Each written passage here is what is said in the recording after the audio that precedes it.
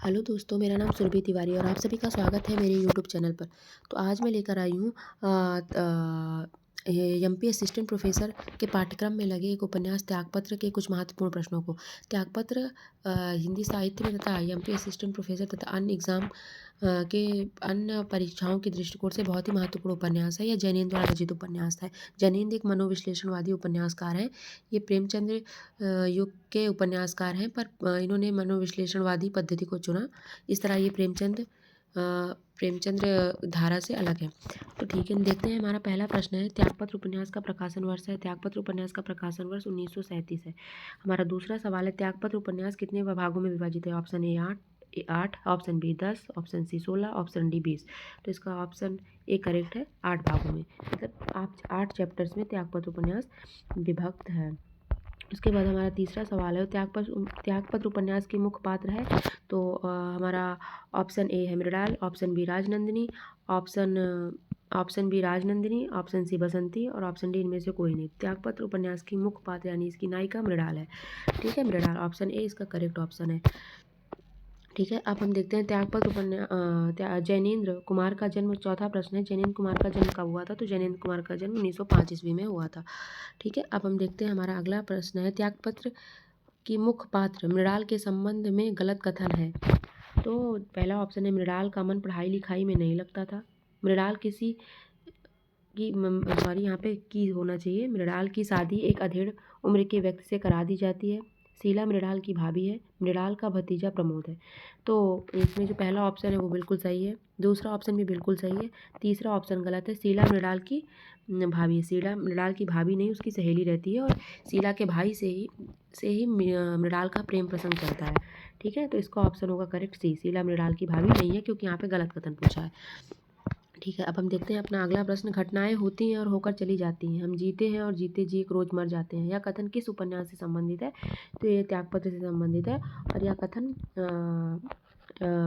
Personal रूप से मुझे बहुत ही अच्छा लगा था। तो आप लोग इसको ज़रूर ध्यान में रखें कि इस उपन्यास का है। घटनाएं होती हैं और होकर चली जाती हैं, हम जीते हैं और जीते जी एक रोज़ मर जाते हैं। ठीक है, अब हमारा अगला प्रश्न है, जैनेन्द्र के उपन्यासों का सही क्रम है। तो इसका करेक्ट ऑप्शन है ऑप्शन बी, परख आया था, फिर सुनीता आया था, फिर त्यागपत्र आया था, फिर कल्याणी आया था। और इनका एक बहुत महत्वपूर्ण उपन्यास मुक्तिबोध भी है। अब आप लोग मुझे कमेंट बॉक्स में ज़रूर बताइए कि मुक्तिबोध का प्रकाशन वर्ष क्या है।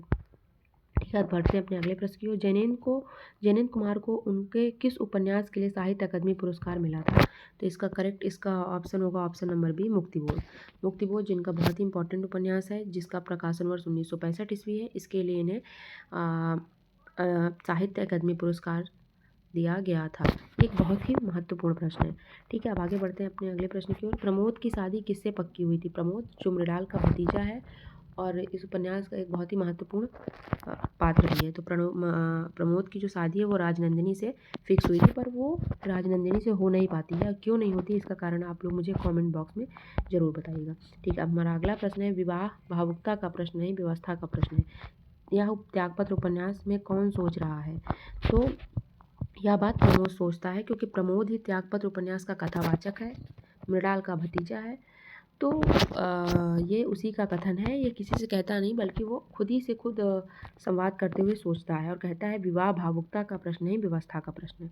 ठीक है, अब हम बढ़ते हैं अपने अगले प्रश्न की ओर। जैनेन्द्र के उपन्यासों का मुख्य विषय क्या है? ये एक बहुत ही महत्वपूर्ण प्रश्न है। पहला ऑप्शन है सामाजिक यथार्थ, दूसरा ऑप्शन है ऐतिहासिक गर्व, तीसरा ऑप्शन है काम, पीड़ा एवं अहम का समर्पण और चौथा है प्रगतिवादी विचारधारा।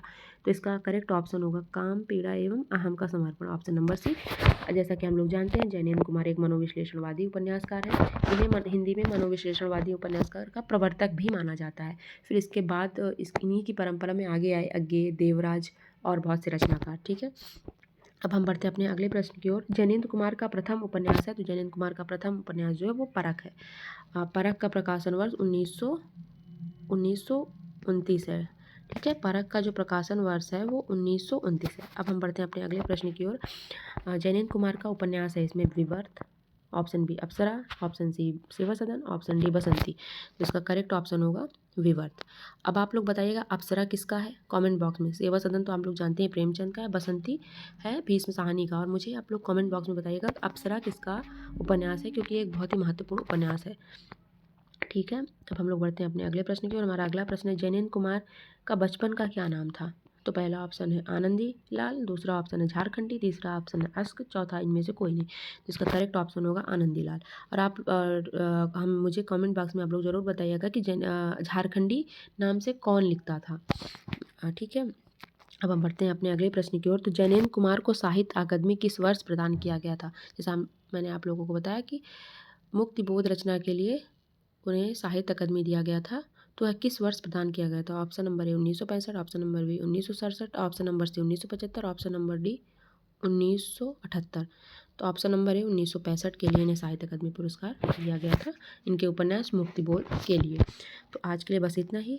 ये थे त्यागपत्र उपन्यास के कुछ महत्वपूर्ण प्रश्न जो परीक्षा की दृष्टि से बहुत ही महत्वपूर्ण है। तो मिलते हैं अगले महत्वपूर्ण प्रश्नों के साथ अगली वीडियो में किसी नई रचना के प्रश्नों के साथ। तो आप लोग कमेंट बॉक्स में मुझे ज़रूर बताइएगा अगर आप लोगों को यह वीडियो यूजफुल लगे तो मिलती हूँ अगली वीडियो में कल की क्लास में। ठीक है, तब तक के लिए आप लोग अपना ध्यान रखें, अपनी पढ़ाई अच्छे से करते रहें। Bye bye, take care.